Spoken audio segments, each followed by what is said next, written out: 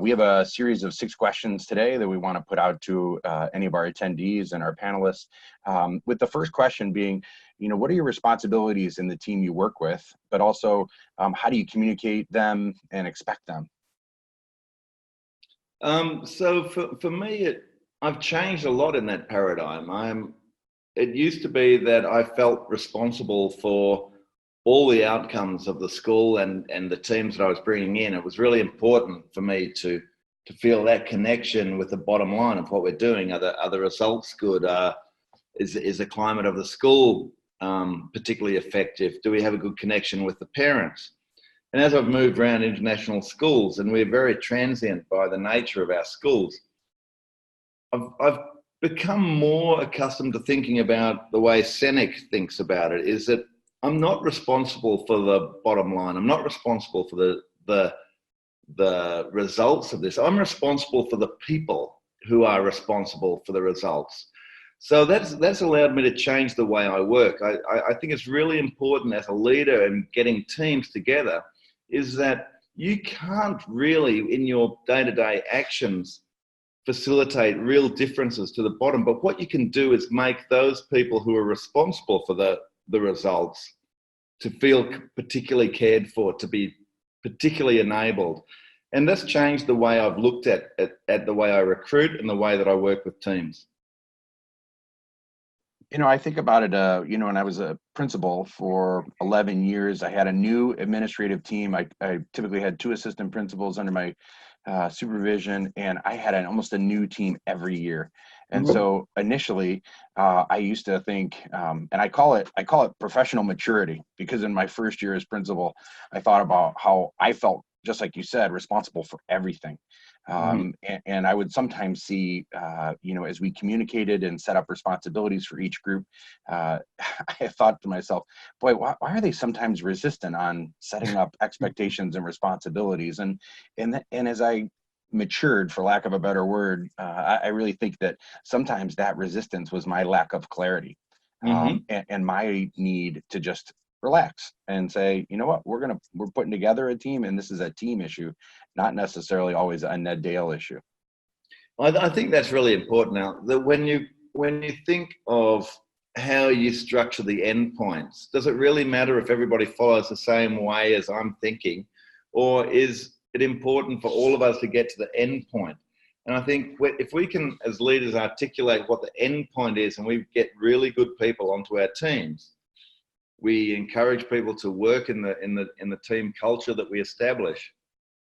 But I'm more excited about ways that really good people on my team get to the end, get to that point, and they might get there in a completely different way. And I think that's okay if we can step back from our leadership position and release some of that control and spend most of the time in vision and helping the teams get to a clarity of vision and a clarity of purpose. Then I'm not really sure that they have to be working in exactly the same way that I would work. And it would be inappropriate to think so.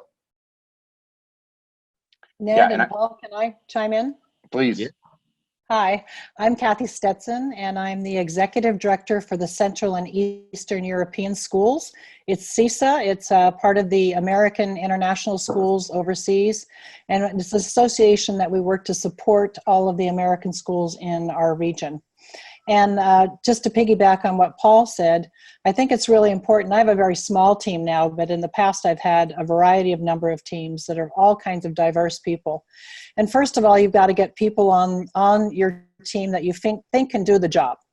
And if you think they can do the job, then you've got to let them do the job. And so as Paul was saying, getting people very clear on what the endpoint is, what is it that you want to accomplish, and then let them do it in their way. And working in international schools, it's very interesting sometimes because you have cultural differences that you have to attend to, where someone may have more of what I call an American style of how they might go approach something. I'm faced often with people doing it in a way that their culture would cause them to go about doing it. And so it's having patience and then having opportunities to clarify What is it that you want to accomplish together as a team? And then to support them in doing it their way. And sometimes I find their way is like very frustrating, but it's just like, okay, I'm going to let them do it because they've also proved to me that they always will get the job done. So I just have to let them do it.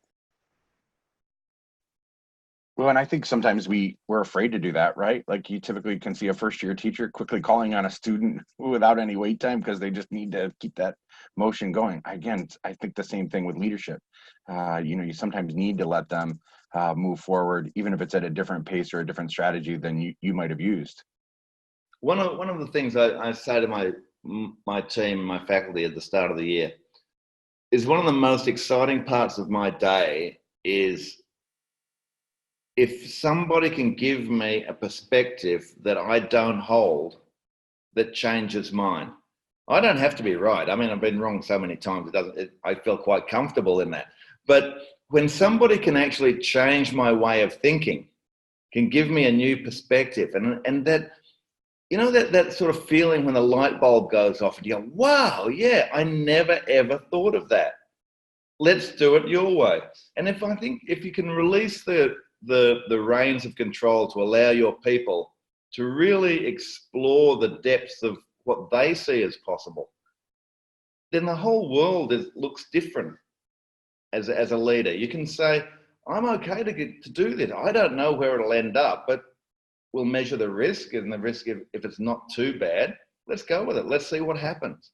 And oftentimes that's where the most magical things happen within a school. You see teacher leadership, you see student agency, and it's not all about let's have this school in the way I think it is.